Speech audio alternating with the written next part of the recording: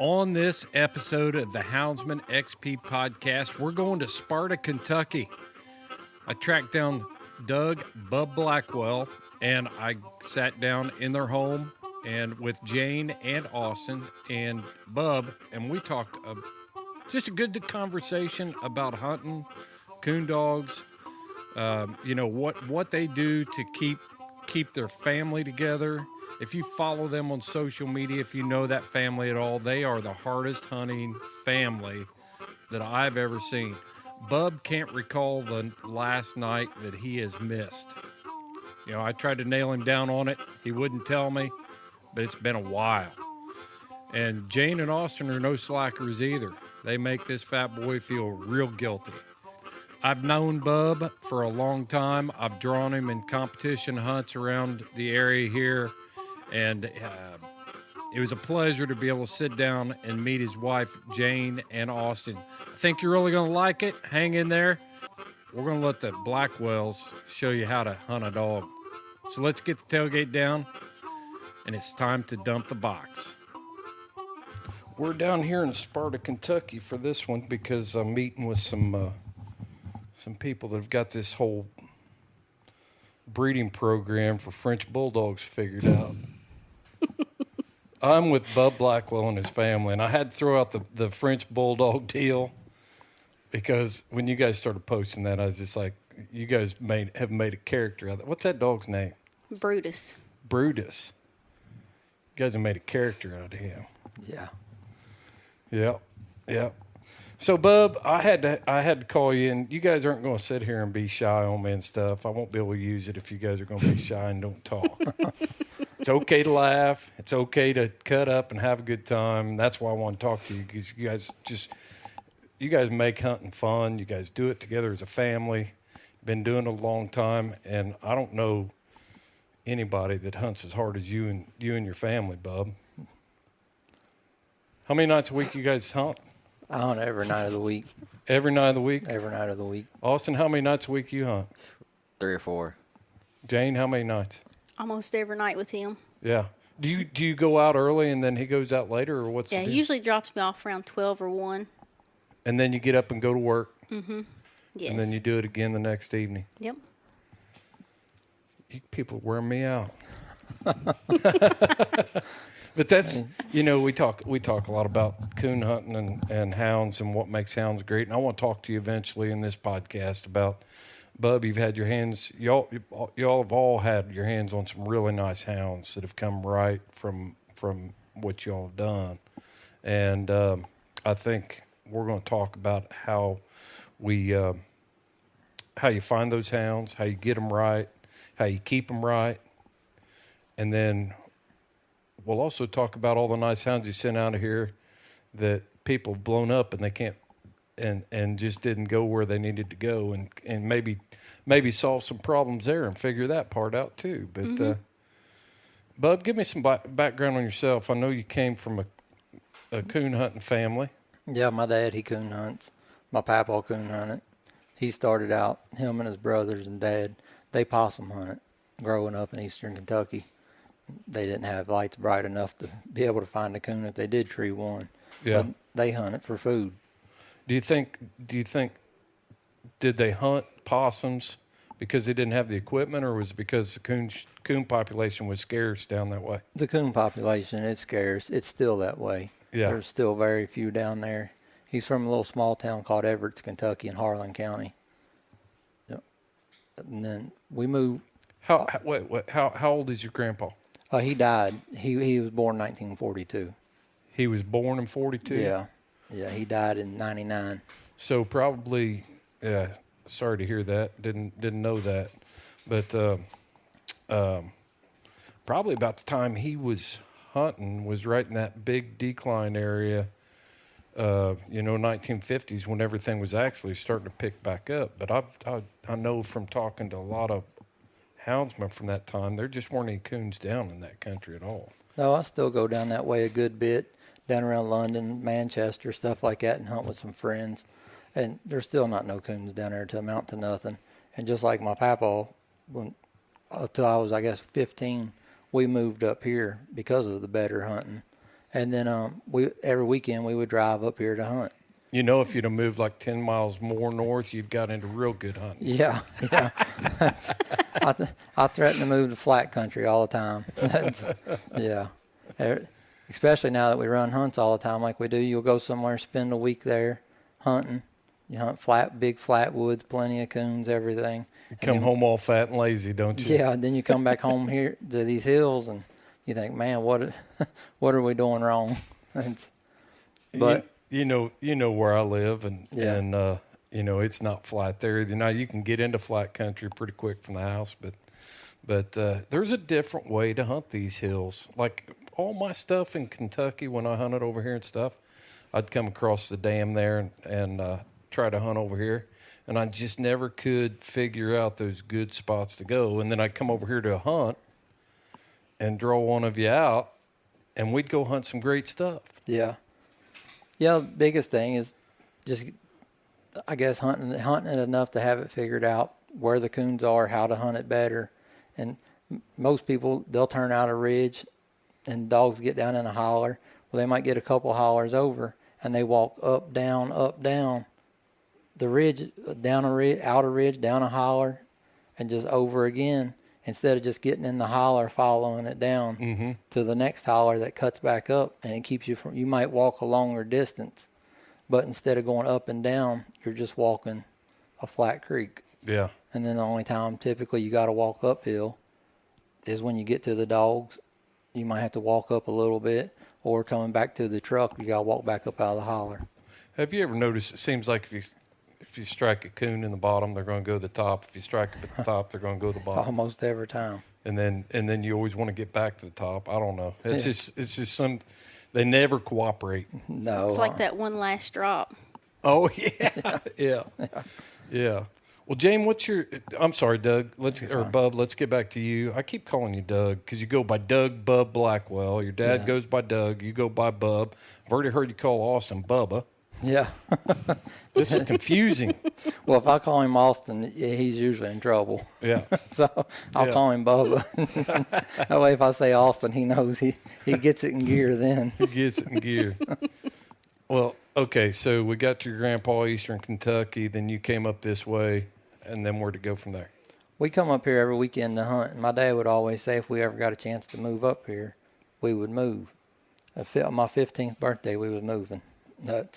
And once we moved up here from down there, everything just started picking up. We was always hard hunters anyways, and would hunt through the week down there and come up here and hunt. And the next thing you know, we got into competition hunting and stuff up here. And just down there's not many competition hunts. Right. But you get up here a little more central of it with everything going on and stuff. And from that point on, people just went to wanting to send us dogs to hunt for them, and young dogs, older dogs, tuning up for them, just everything like that. Yeah. I drew your dad one night, and I cast out his Labor Day Classic, and he gave me an education that night, and it was a good one. It was a good education. When I say education, I don't mean he was cheating me. It was a good one. And first drop, man, we cut loose, and my dog goes in there. I was hunting a little plot female named Rachel at the time, and she barked, and then she barked again. On the third bark, I didn't call her as quick as I should have, and he said, "Whose dog is that?" I said, "That's my dog," and he goes, "Strike Rachel for 100, minus Rachel for 100." I mean, that quick, and I'm just like, we didn't hardly let me have time, and I hadn't heard everything else on the ground. Yeah. I asked him after the hunt. I said, "How come you did that?" And he said, "If you're hunting that dog like you should be, you ought to be ready to strike that dog when she cracks her jaw on that third bark. And if you don't, you got to take what's coming to you." Yeah. And right then, I mean, that was a good lesson for me. And I've used that in judging since. You know, it's not like third bark, whose dog is that? She's minus type thing. I mean, he gave me a few seconds there that I should have been calling my dog and putting her on the card. So go ahead. What all is when you were a kid growing up at 15, I mean, is this something you started doing when you were? I mean, did you hit the ground running when you got up here? You felt like you were in Coonhunters paradise, and you guys just took off. Definitely felt like we was in paradise up here. Yeah. But even down there, we hunted every night still. And rough hunting, you'd hunt all week, might not tree a coon down there. Just have dogs scattered all over. And of course, that was before everybody had a tracking system. And I was probably, I don't know, maybe 11, 12 years old. We got a tracking system, one of the old big blue boxes. What is it, Johnson's Elementary? Right. Got one of them. That was big stuff. That was, yeah. And we used to, leave a jacket laying there where we turn the dogs loose, come back next day, and they'd be on a jacket or something. Or my papa put us in the bed of the truck and drive down the road real slow and tell us to watch for the dog to come out behind the truck. We done that plenty of times. So it was you and you guys were even doing it as a family back in Eastern Kentucky. Oh yeah, yeah. My brother and sister, they always coon hunted too. My mom, she coon hunted with my dad. Everybody in my family's always coon hunted. My sister, she went on to marry a coon hunter, and he hunts blue ticks, but you can't hold that against him. You can't hold that against him, Bub. Yeah. I think you've been beat by a blue tick. I have been. Yeah. Jazz? Yeah. I thought that was their name. Yeah. Yeah. I got lucky that night. But yeah, everybody. I think you found the coon that night that beat you. Probably. I think you did. I'm pretty sure you did. She went way up the top of that holler, head of that holler, was in a great big huge tree, and I was still handling her, and you'd already found the coon. Yeah. Yeah. But then my brother, he coon hunted till he was probably 16 or 17. He coon hunted a lot. Then he got smart and quit. But he's a police officer now here in the county. He's a sheriff's deputy. But he's a K9 unit now, so at least he's still involved in dogs. Yeah. Yeah. We'll get back to that, and we're going to talk about that in a minute. But I want to get Jane's story, and then we're going to bring all of it together here. You come from a coon hunting family. Yes, my great-grandfather and my grandfather both coon hunted. Who did now? Say that again. My great-grandfather. Okay. The whole line of family's always hunted on my dad's side. Yeah. We've got some old pictures of them with their coonhounds. And are you from which part of Kentucky? You from? Did you grow up? Born and raised here. Up in northern Kentucky here? Here in Owen County. So see, I did that too. She's like, what, 5 generations of you all? Always. They've always been here, same farm. I married a girl in southeast Indiana, and I've been there ever since, Bub. Can't get out of there. Yep, I can She's relate. like 4 or 5 generations, same thing. Yeah, he got lucky. They think the world...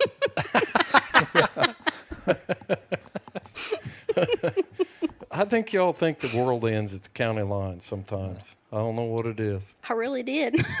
She did. She hadn't been nowhere when we got together. Yeah. I'd been lucky and been able to travel all over hunting and stuff and running hunts with my dad and everything. And we got together, and she pretty much hadn't been out of Owen County. Yeah. I mean, you couldn't even go. We pretty much got to go to Florence to get something to eat or whatever, something good to eat. She couldn't even much get up there because of the highway. Yes. Oh, man. Well, Jane, let's talk about your background, because you've got quite an accomplished past in coon hunting. You just recently won the AKC Women's World Championship. Yes, in 2018. Yep. That was 2018? Mm-hmm. Yep. And what other stuff? I mean, what got you into competing competition coon hunting side of it? Bub did. Do you cuss him for it? Or? And the dog he had at the time, I loved him. Yeah. He was easy to call. Of course, hunted with him every night, so I knew him good. So we thought, why not? Let's go give it a chance. And we had the highest scoring dog both nights. He was a good one. And you bring home the world championship. Yes. Is this a good time to bring up the fact that Austin's a world champion, you're a world champion, yes, but Bub isn't? That's right. Yeah. I mean, that pretty much tells the story. It does. They always think it's a good time to bring that up. Oh, man. So what's your earliest memory of coon hunting, Jane? Do you have anything that sticks out to you? Just the limbs smacking me in the face ever since I've been little. We never had lights or anything, so you just followed behind like my dad or my grandpa and it was rough. Yeah. But it was fun. I always liked it. Gave you something to do. And My daughter's always told me that, I mean, I can remember one night, we were hunting with another guy, and he had his little girl with him, and dog treed up over the ridge. It was kind of foggy that night. It was a little bit foggy.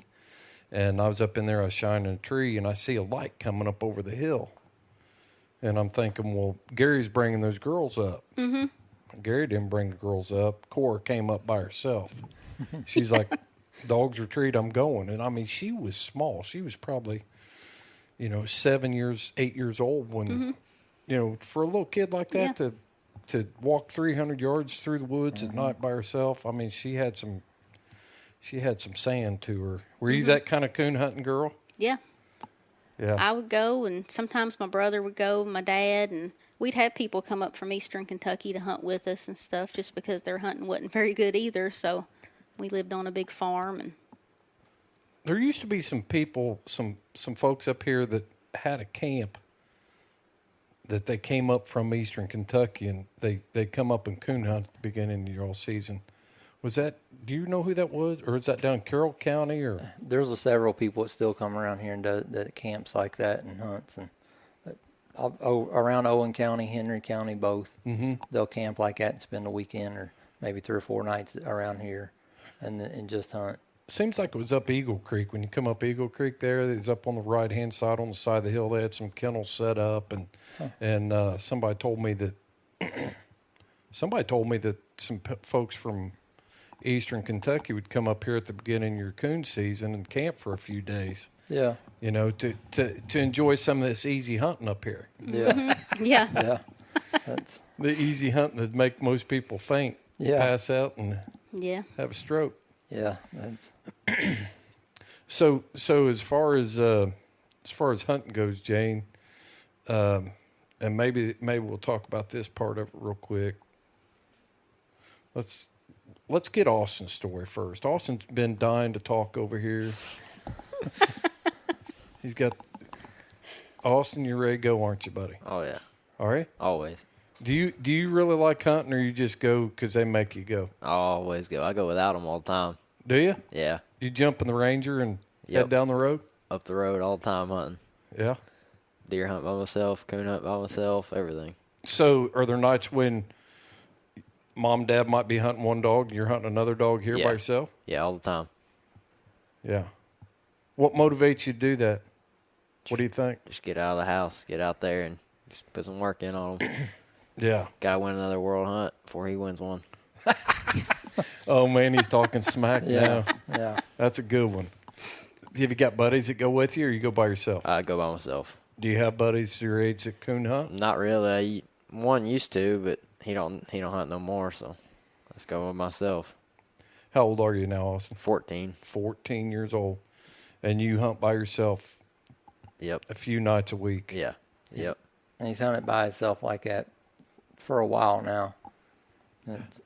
They ain't got much worry about him. Right. And send him on. And I mean, it feels like I've watched you grow up on Facebook. I remember when you were just a little bitty thing and didn't have all that hair. A lot shorter. little wormy looking fella. He was wormy. Yeah. Yeah, for sure. Wouldn't grow, nothing, and then all of a sudden he takes off growing and his hair grows and he won't cut it.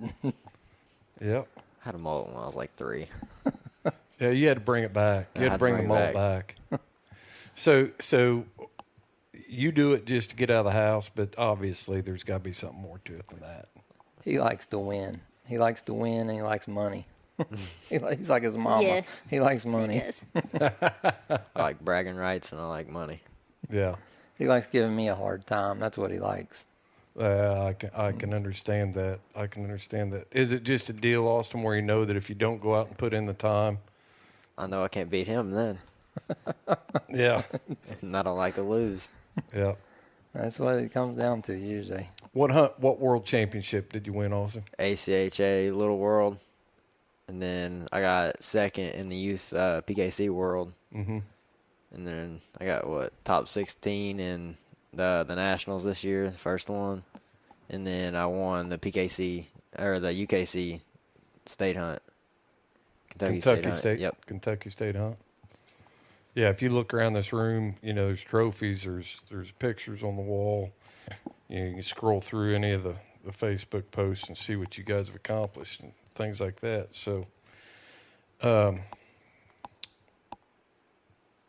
was something I was going to come back to. What were we talking about a minute ago? I know what it was. We were talking to you, Jane, and you, Bub, about dogs. And so you said something, Jane. You said the dog that you won the world hunt with, you liked him. Mm-hmm. It was Combo. Mm-hmm. I remember Combo. Mm-hmm. Yeah.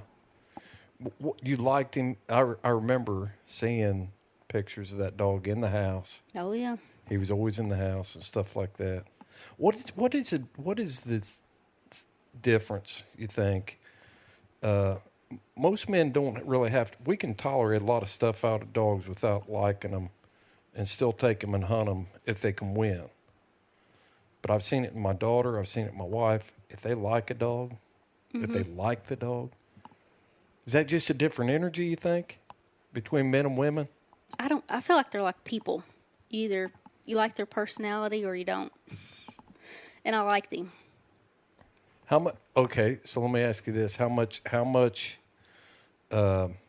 emphasis or importance is it for you to like a dog before you put a lot of time into them hunting? Oh, it's everything. To me. Yeah. Has he been like your favorite dog that you all have ever had that you liked, or? Well, it's Combo, Crash, Pal, and Mike. Yeah. Tell me what it was about Combo that you liked. His style. He could tree a coon from within like 10 feet of one another. Mm-hmm. He was on it. He would either have some, he could be with all the other dogs right out of the truck, and then you turn him loose and he may be by himself, but he was getting a little bit of everything. Well, all coon hunters like that. What else was there about him you liked? As far as being in the house and stuff. Dog, everything. And in the house, our little Chihuahua, she's 3 pounds, and she would run him out of his food. But she's leaving out the part. Combo wasn't no angel. No, and on the tree, he was a different dog. Hunting. Yeah. Out hunting, what you could hunt pups with him and he was fine. But the minute if something tried to move him, you wasn't moving him. Right. But when we come home and you'd have our Chihuahua, like she said, she's 3 pounds.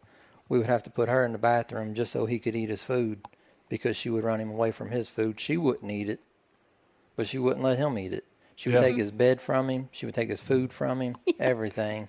And she. Oh, yeah. And I've always been against house dogs. I don't like, and dogs belong outside. Well, now we got 2 dogs in the house. We got Chihuahua in the house, and Brutus. And got Brutus. He's in the house.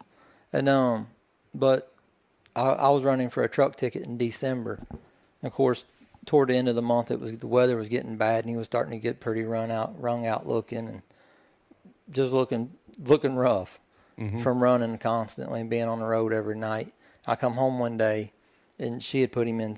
I'd brought him inside and had him in the laundry room back here in a crate. That keep him from shivering his energy and weight off and everything. Yep. And trying to keep him held up for another couple of weeks. Yeah. And I come home one day from work, and he was laying on the couch. And I remember, what in the world? What's he doing out? Yeah. And she said, well, he's back there whining. We took him out to use the bathroom, whatever, and come back in. And he didn't want to go in his cage. I said, well, why didn't you make him go in his cage, Right. She said, I just turned him loose, and he come in here and got on the couch, and he ain't moved in like 3 hours. I said, what? From that point on, he was a house dog. Never once did he have an accident, nothing. He stayed in the truck. We went to hunts, he rode in the cab. Whether we went to a hunt, he was in the cab, got a room, he went in a room with us. And when we come home, he come in the house with us. Yeah. But you didn't want to leave a bag of Doritos out. Or no bread. He loved Bread and Doritos was Bread and his Doritos. was his weakness. Well, yeah. So I got in the top 16 of the pro hunt, and of course go back Saturday night to hunt the next round of it. Wake up the next day. I got beat early Friday night and got a late entry, and then when we got the late entry, I'll win late, get home after daylight, come in, go to bed. Next day, get up, dragging around from being out all night the night before anyways. And then start getting my stuff together, and I look at Combo, and he's just all bloated. And he looks like he's 15 pounds heavier than he was. Huh. Well, she had a bag of, was it friendship bread or Amish bread, something like that. Oh man, that stuff's good. Yeah, it is. Yeah, Combo You thought can't so. blame. He thought so too. He ate the whole bag, and then he got the bag of Doritos, and he would eat them Doritos, and would turn the bag inside out and would lick the bag. And you can see the counter here; it's probably 3.5 feet high. Yeah. He would stand up on the side of it and grab the Doritos if you left them there or something. But anything else, he wouldn't bother. You could leave a plate of food, just anything else, you could leave it for whatever reason. Them Doritos. And then he'd lay on the bags to hide them. Yeah. Needless to say, we didn't make it no further than the top 16. He was done. I don't blame him for eating that friendship bread. That stuff's good. It is good. You leave the loaf of that out with me around, I might eat it all too and be bloated. Oh man, I think that's what I want to talk about. My family, my wife, and my kids have added so much to my hunting experience over the years. Because my wife is just like you. She sees the funny things and the things that remind her of. I mean, she treats them like kids sometimes, and she sees things that I don't see about it. And I just think it's cool. But then you can go out and hunt as hard as you do and win a world championship. See, I never accomplished that, Bub. I never got that part pulled off. Usually it's like, man, you're going hunting again tonight, Yeah. I've never had that. We've never had no kind of problems over that. We've fought and argued like any couple has, but never, not one time has it been brought up about going hunting again tonight. Yeah. She's usually happy to see me leave. Yeah. Well, Yes. If they don't want you to leave, they're being too nice. She's full of it. I knew it was a good move bringing her on. Yeah. I knew it was, Bub. Hey, Bub said his grandpa was a possum hunter because they didn't have a good enough light to find a coon at the top of the tree. Well, if you check out Cajun Lights, you won't have that problem. You can be bona fide. You can be a coon hunter.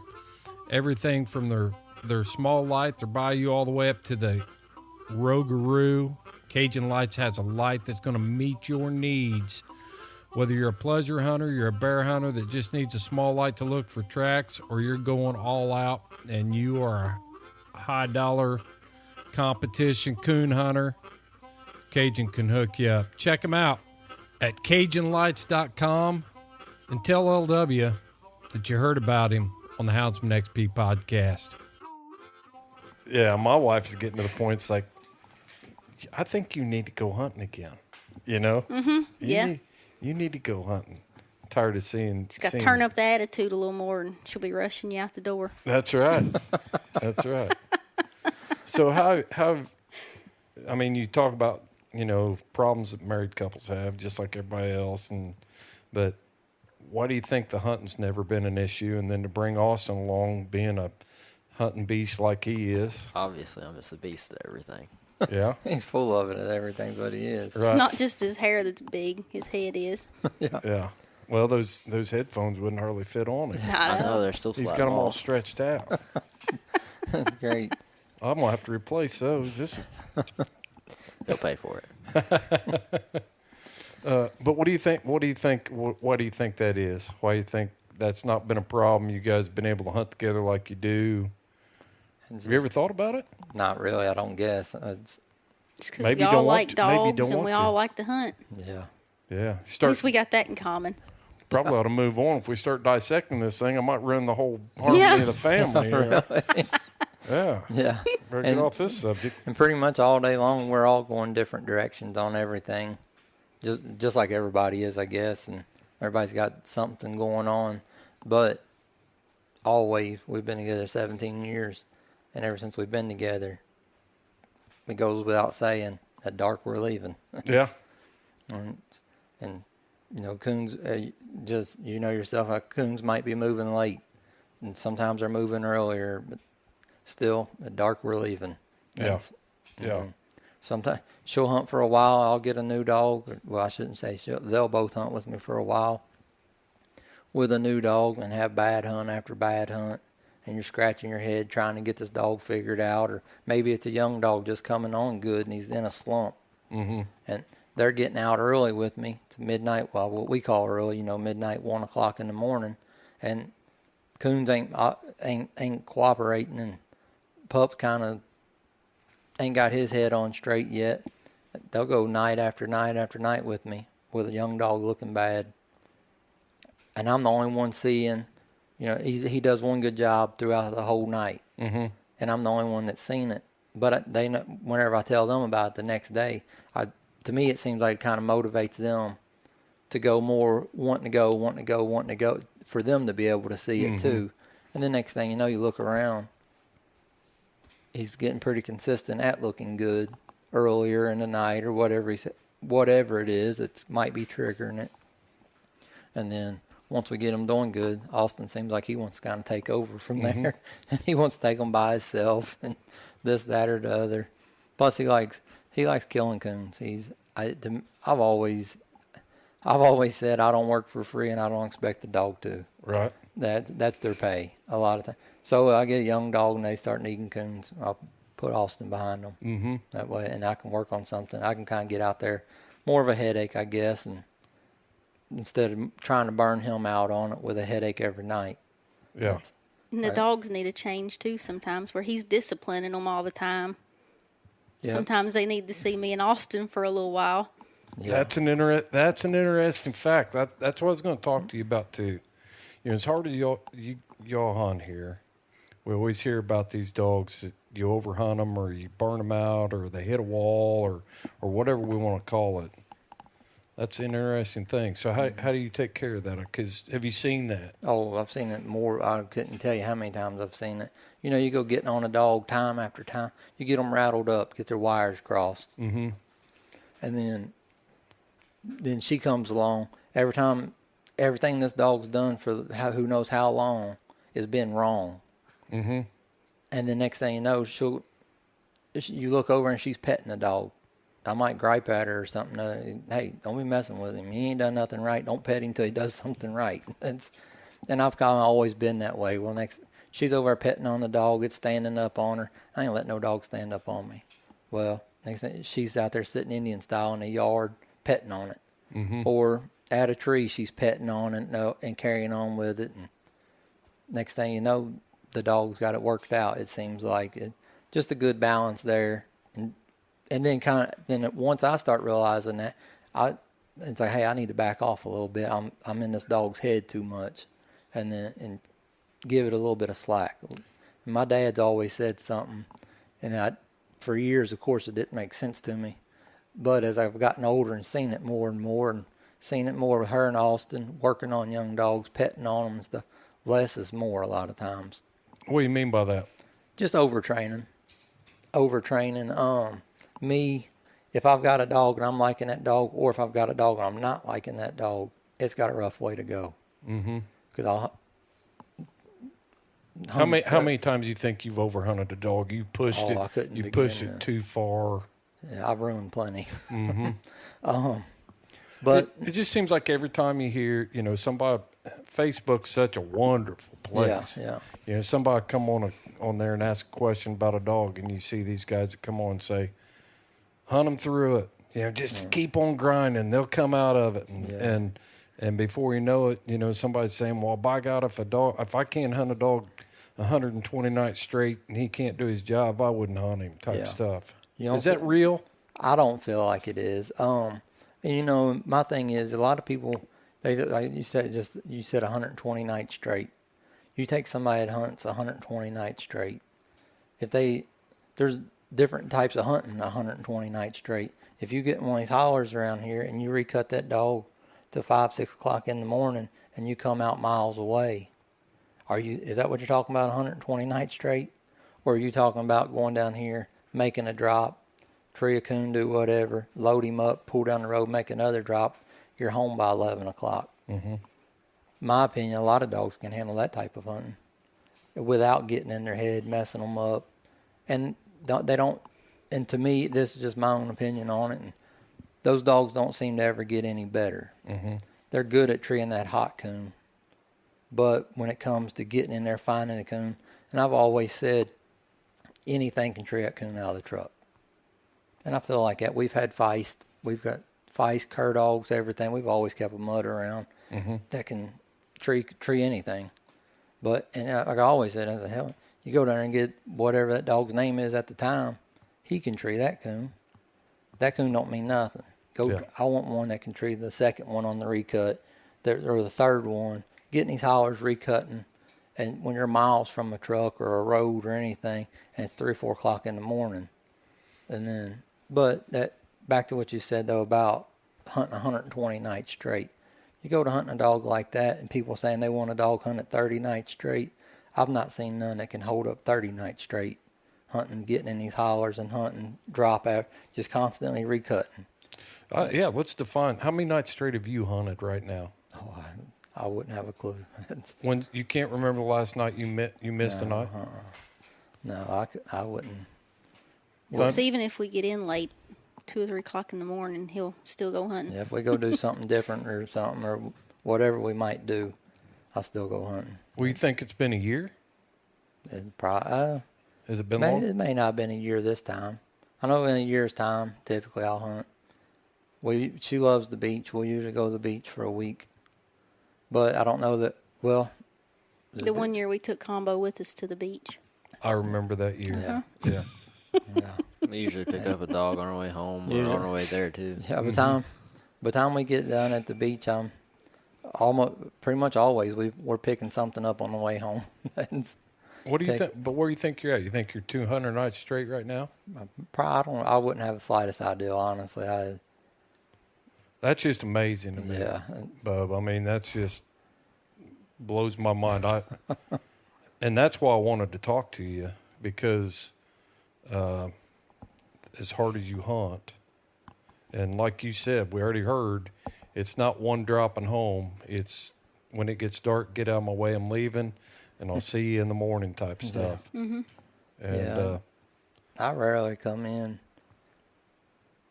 I don't know. When around deer season and stuff, I'll try to be out of the woods around 4 o'clock in the morning and headed home. But like this time of year, there ain't nobody else in the woods. You ain't going to be bothering nobody else. Right. They're going to be coming in at the edge of daylight or anything like that. A lot of times I'll come in 6, 7 o'clock in the morning. Mm-hmm. I guess it was last week when they was headed to work. I passed them at the end of the road. It's like every day. And then, I got a little female right now. She's had me pretty excited. So, and then plus I got my Mike dog. Hunting both of them. I've been hunting both of them all night, and I'll start to see one thinking about it. Well, maybe they need a little break or something, especially on the real hot nights. So I'll hunt the other one a little harder the next night, and this one a little less. And plus, I always keep young dogs too. It's not started or halfway started or something. So when you leave here at night, when you leave here in the evening, how many dogs you take with you? 1 or 2 usually. Yep, just depend. Like if they go with me, I might take 2 dogs. Mm-hmm. But if they don't go with me, I might just take 1 dog a lot of times, because it's harder to set them up in different scenarios and situations and stuff by yourself. I'm not big on shocking a dog, so if I set one up on doing something, I'd rather be able to do it hands-on. Mm-hmm. So if I can set a dog up and one of them be at the truck, and me be in there waiting on that dog or something, they can turn it loose and me be there, instead of me being out there trying to train with a collar. You're talking about when you're hunting 2 dogs together. Yeah, hunting 2 dogs. You get one gets treed, you're in there, Yeah. set them up and correct the behavior you don't want. Yeah. Well, when you leave here with 1 dog, you talked about walking down these hollers and stuff. That's your job for the night, is you and that 1 dog. That 1 dog, yep. That's, in my opinion, you get that dog just like you do the same job every day. Mm-hmm. you get in your groove, and when you find your groove, you've got it down. If the least little thing is out of whack, you know it, because it's what you're doing every day. It's not what this guy's doing. You don't come in and follow him, or no, that's what you're doing. Right. So if anything's out of whack, you know right away that something's not right. Mm-hmm. And I feel like that with the dog too, just the same way. You get that dog, you go down to the kennel, get him out of the kennel, and he's acting different when you go down there. You see it right away. Or when you cut him loose and you turn it, and the minute you turn him loose, you look down at your Garmin, he's not the distance he should be, or what you feel like he should be. Or if he's in there and he bogs down in a spot and you know that spot's not, there's nothing, typically there's no reason for him to be bogging down like that. Mm-hmm. And to me, once you start getting them little things figured out, you know there's not no thicket over there, there's no cut over there in that spot. So why is he locating that much more? Is it a layup, or is he struggling over there? Is he fooling with a possum? And he knows not the tree there, and he's not wanting to roll it over. Mm-hmm.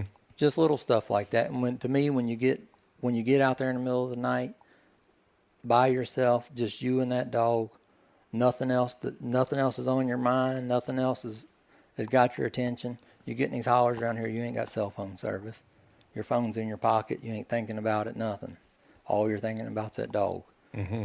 To me, that's what we call getting on the same page. Yeah.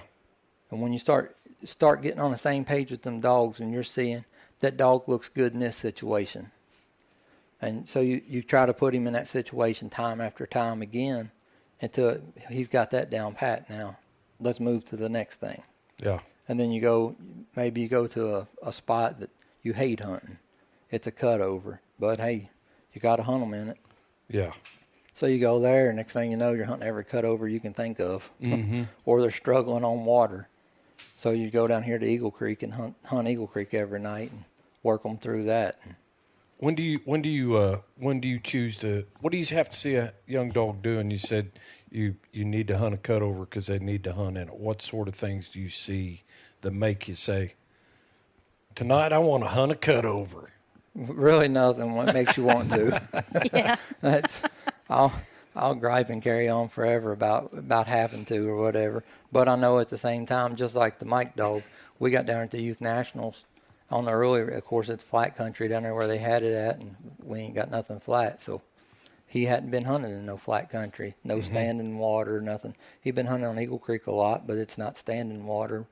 And we got out there he won the early round. There wasn't no water. Got out there on a late round. Every bark that Mike made was a locate. There wasn't no track. There wasn't no track, and every time he's smelling up a tree, and he's about halfway locating every time. So right then I knew, hey, he needs to be hunting on standing water. Mm-hmm. Then back to when it comes nighttime, hunting somewhere, well, we ain't got standing water around here. So I'll hunt him on Eagle Creek as much as I can on water just to get him better on water. But I'll go wherever I got to go to get in standing water to hunt him there to make him better in standing water. I have to hunt on standing water more too. I fell right in. Yeah. Whole boot full. Yeah. Yeah. I'll tell you one thing I've seen hunting dogs in cutovers. If you got one that's kind of a mediocre track dog, but they've got the other tools where they really want to catch game. You've seen that in them.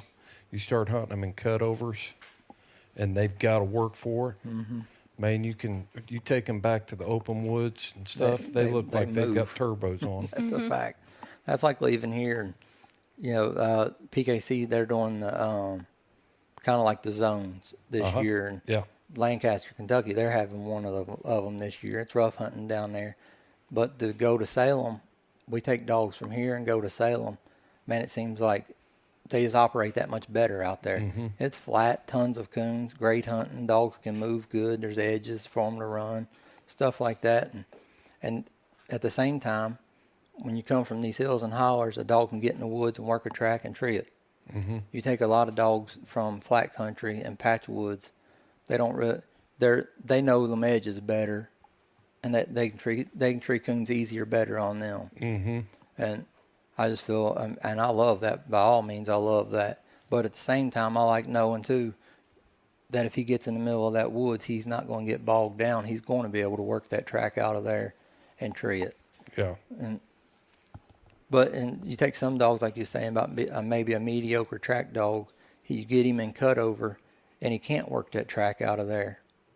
And he struggles with it. A lot of times, if they got enough heart and drive, instead of trying to work that track, they'll try to find that path of least resistance. Yes. And ambush them one. Yep. And I really love that. But I like a silent mouth dog too. I like a low end strike dog that hustles a lot. That's a hard hunting with a lot of drive. Mm-hmm. And a lot of times you're getting cut over, water, whatever it might be. If they got enough heart and drive, they're going to get it figured out pretty quick. Yeah. And then next thing you know, they'll find an edge. They'll find where the water ain't as deep. They'll find a trail. They'll find something. But they'll get under a coon. A dog's going to figure out what's easiest for them every time. Yep. That's just the way they're wired, and they're going to try to figure it out. And, yeah, I don't want one to stay in a cutover for 3 hours because they're not smart enough to figure it out.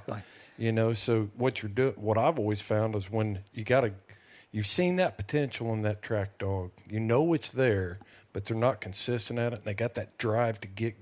Man, once you start hunting them in those cutovers, they start figuring out how to drift and move and get that head off the ground if they really want to get a coon in their mouth. About like beans.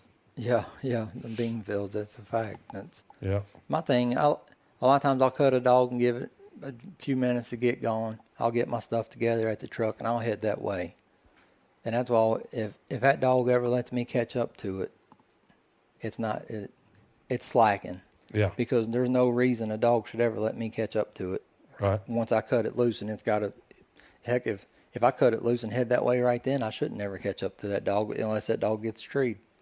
So, and two, by doing that, you're pressuring that dog the whole time. Mm-hmm. You're on his heels the whole time. The minute he bogs down on a track and a cut over, you might not like it, the way you're going, but at the same time, you're pushing that dog, and you're on top of him. You're on top of him and pushing him to move. Yeah. Yeah. Some people's good with a shotgun collar on training them, making them move that way and stuff. But if I can pressure that dog by my presence, and him knowing I'm right there close to him, I just let him do it that way and keeps it. Well, Jane, where do you fit in? At what point do you look at it and you think, I need to step in here and give this dog some love, and I don't care what Bub says? Is it just something you do all the time, or? Pretty much, yes. He gets mad, and then he's like, well, that worked. But I don't want to make this sound like, you don't know anything about training dogs. You've trained a bunch of dogs, and you hunt a bunch of dogs, and women see things different in these hounds than what I do. I've learned so much. It just boggles my mind. So my wife has a boxer and a pit bull in the house. And she's goofy. She's like, she'll spell stuff. If she says walk, if she says we're going for a walk, they get all crazy. So she'll say W-A-L-K, and it's a joke because they figure out what that means too, So it's part of the running joke. It's like, I'm going to take him for a W-A-L-K, and you see everything getting all crazy, And she goes out in the hayfield and takes him out behind the house and stuff. But those dogs learn so much from her, just residual. And that's been valuable to me to see, just to take a step back, brush off the ego. I get impatient. I get mad. And I just watch how she handles the dogs. She doesn't put up any garbage, don't get me wrong. But at the same time, they got to have a good medium. Yeah. Well, is that what do you, I'm trying to figure out how to want to get the point out. I mean, I don't want to make this sound like Bub's doing all the training and then you go win a world hunt. That's pretty much how it is. Huh? That's pretty much how it is. But I'm out there with him every night, and I see him correcting them, getting after them, and then I think, well, I just wonder, maybe it just needs me to pet on it a little bit and needs some more attention during the day, and then we get out there at night and see how it works out, and if it works, then we'll say, hey, that's what he needs. Just like Pal, nobody else could turn Pal loose and him go hunting.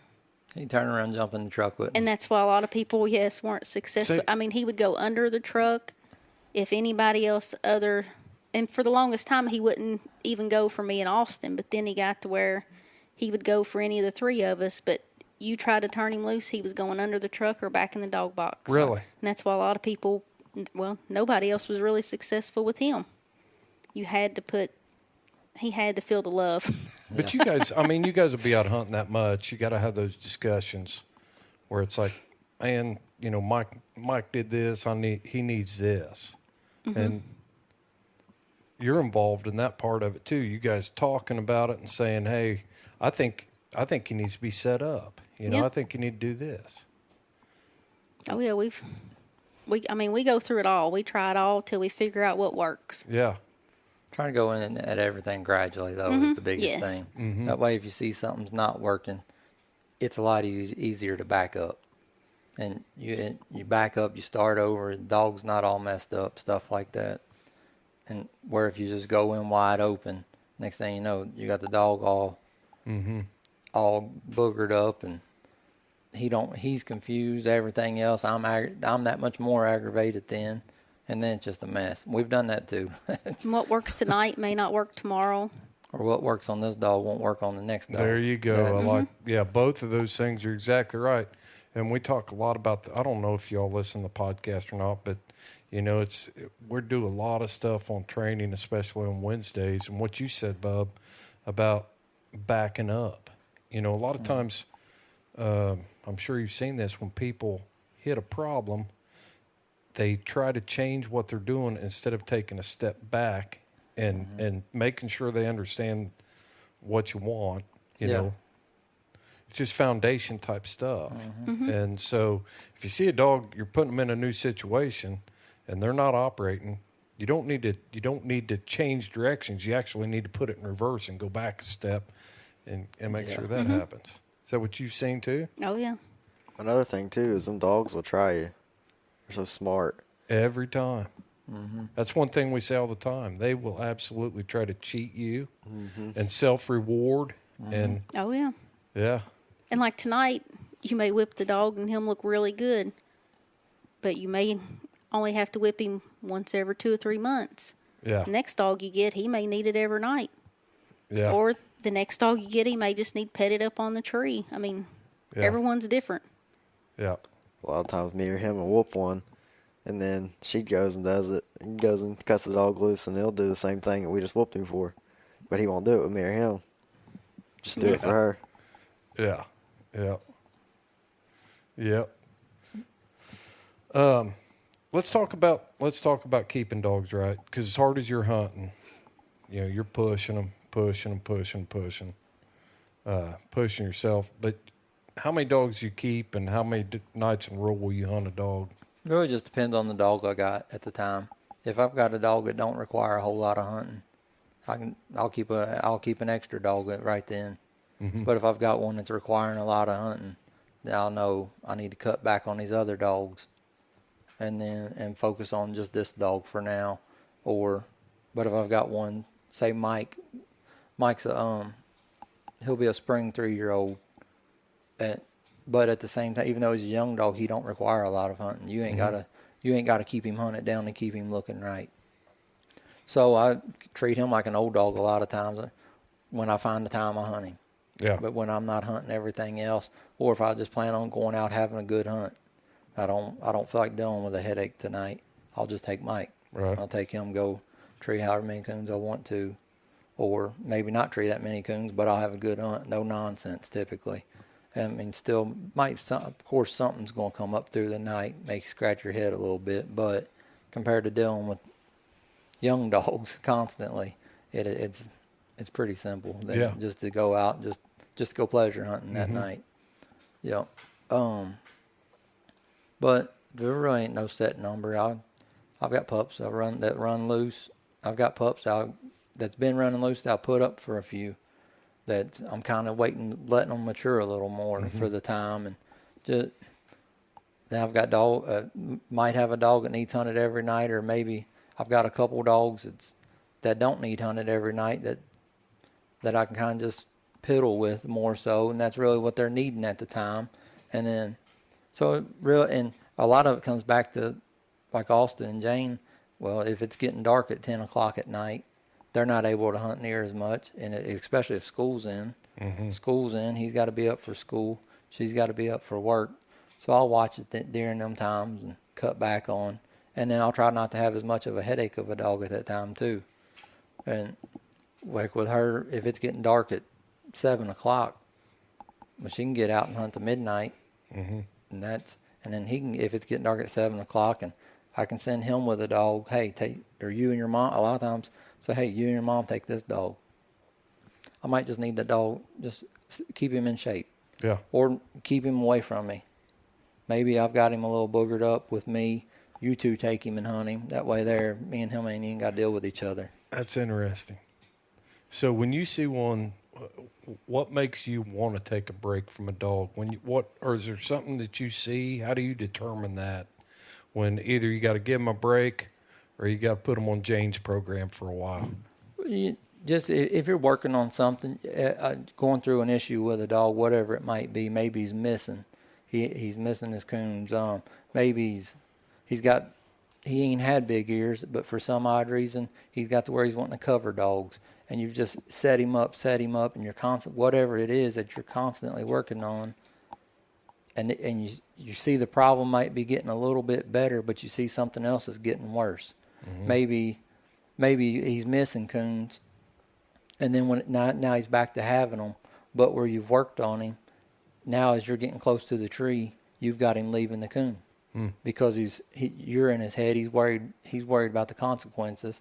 He's not sure if you're getting after him for treeing or what it is. Right. So at that time, I'll either put the dog up for a week or two, or if I can, if they're able to hunt or a bunch or not a bunch at the time, I won't take the dog. I'll just have one of them or both of them take it that way there. And I just assume not even look at the dog in the kennel. When it gets to that point, I've been there, man. Yeah, and we've got 3 sets of kennels for that, and I've got pups down there. That's where the pups are. Uh-huh. And then I've got another set. Everything up here close to the house.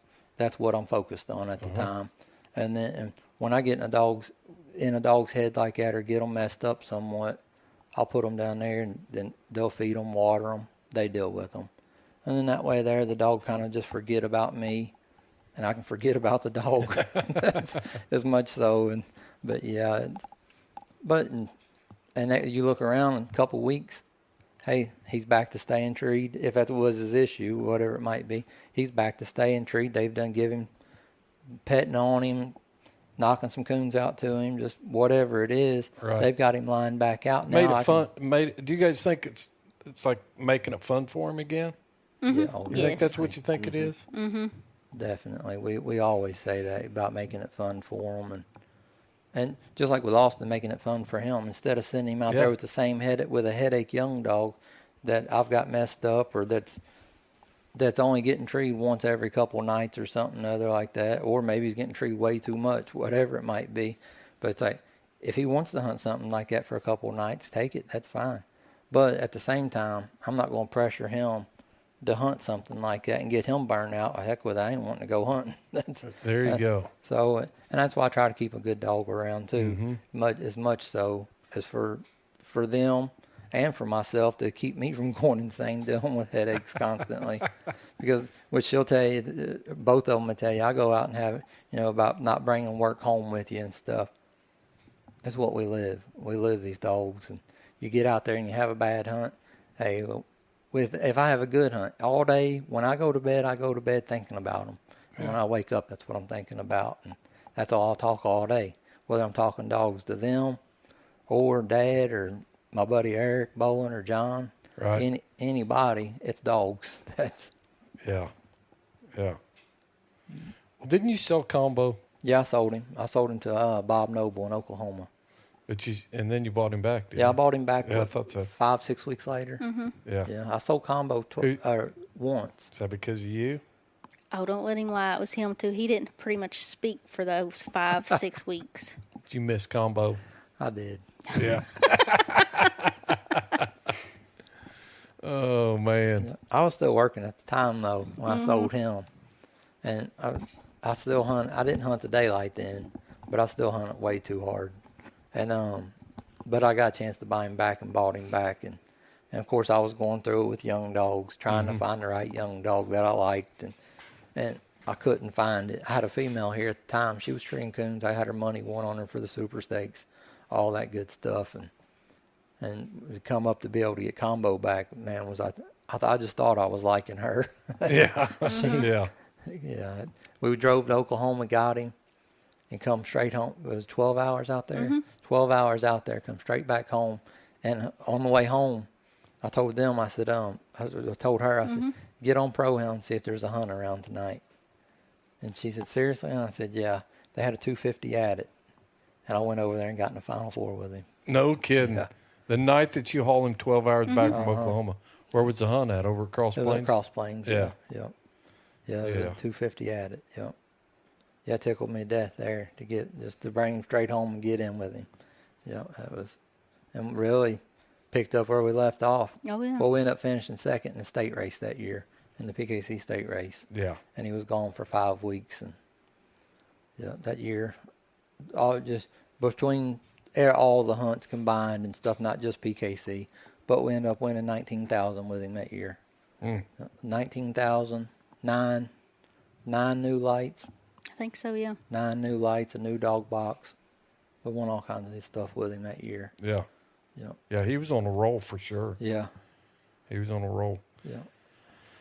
So here's a question: What keeps you going, Bub? What makes you do this night after night after night? I mean, I hunt for a few weeks, and then it's like I get distracted. And it seems like, man, if you take that one night off, and you're just like, I'm just going to take it off and sit here, then it turns into 2 nights. And it can turn into 3 nights, and before you know it, it's like, crap, I need to get my lazy butt out there and hunt. Yeah, I really don't know. I've never not hunted like this. I've always hunted every That's all he night. knows. He will drive himself crazy if he sits on the couch. Yeah. Drive us crazy. He won't even sit on the couch now to talk to us. Yeah. He has to bring this uncomfortable chair over here because he's afraid that if he sits over here, it might be over. Yeah. It might be. And of course, we got TV and everything, and we don't watch an hour TV every 6 months probably. We don't watch none. That's For something we like, we set it to record, and then we'll watch it eventually. yeah, maybe. Yeah. Yeah. Yeah. We didn't even have TV for like 3 years. Well, you go. I mean, we don't never winter. It don't matter. We just don't watch it. That's, Have you got an Xbox, No, PlayStation, no, computer? no. You got a cell phone? we got a computer. Well, I've never used it. I don't even know how to use that thing. Have you got a cell phone, Austin? Yeah, I do. You That's got a it. Facebook account? Yep. You do have your own Facebook I got account? Facebook. I have all the social medias. Man, I'm going to have to send you. Don't reject my friend request when I send it over. I'm going to keep track of you. All right. Yeah, I need some inspiration to get out there and start hunting more. definitely don't want to get it from him. He can't even win a world hunt. Oh, my goodness. There we're we still go again with talking that. about it. Huh? Let's talk about these. Well, this second place here, though. Right here, the second place AKC world hunt from you. I don't know. You ain't What's first second? or last. What's second place?